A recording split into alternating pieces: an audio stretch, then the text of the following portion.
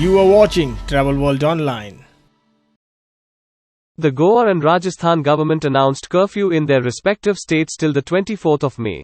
ITB Berlin sends a clear message from the global travel industry by appealing to policymakers for action. Abdulla, Mausoom and Noredah Othman joined PATA Executive Board.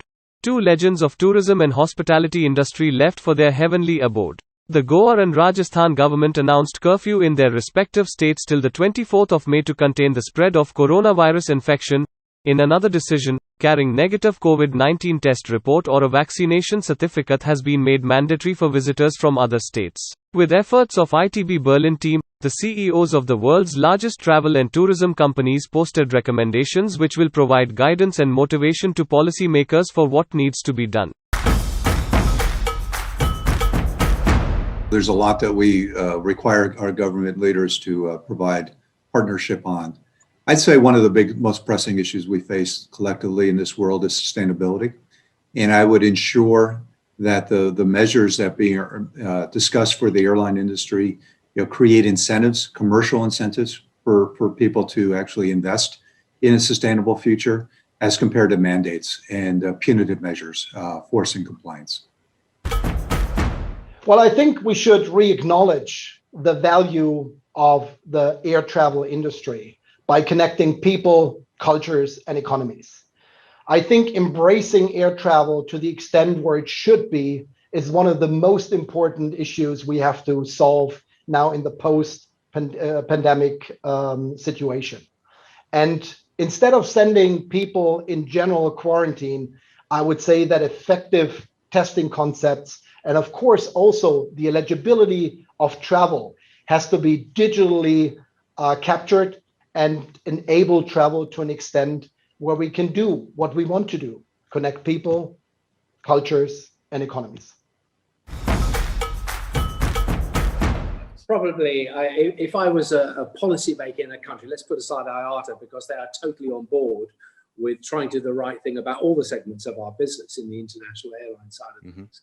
But first of all, I'm still surprised at the number of governments that don't recognize the potency of leisure and it's the multiplier effects of that on their economies.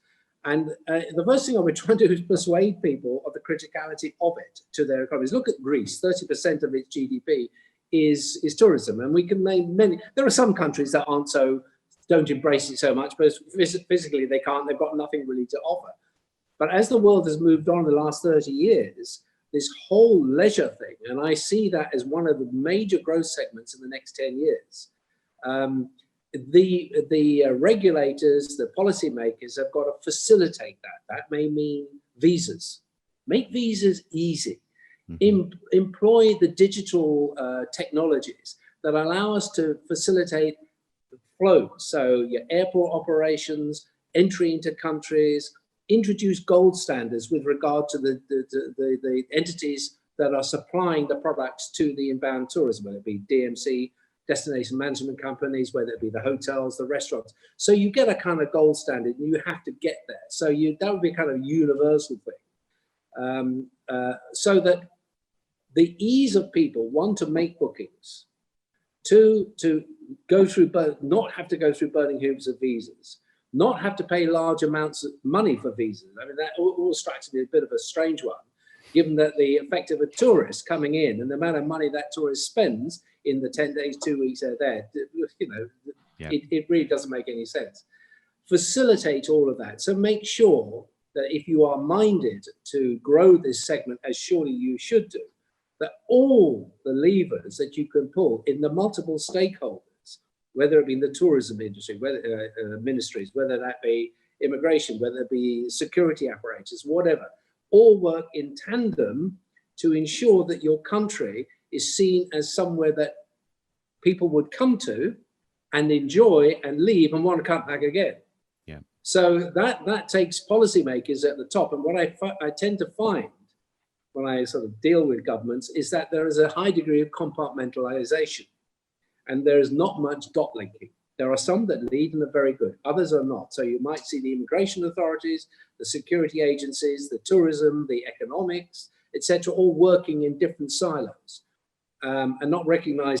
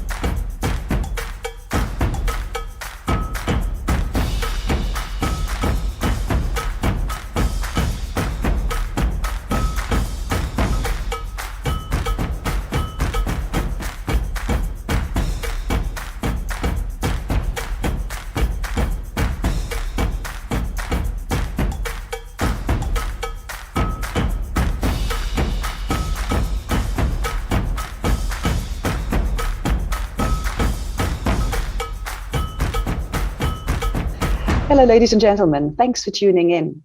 ITB Berlin, the world's leading travel trade show, has asked travel industry executives from across the globe what measures they would take if they were to swap their industry hat for a policymaker's hat for one day. In the following video, you can listen to their quite often down-to-earth and always very inspiring answers. It's well worth watching. Enjoy.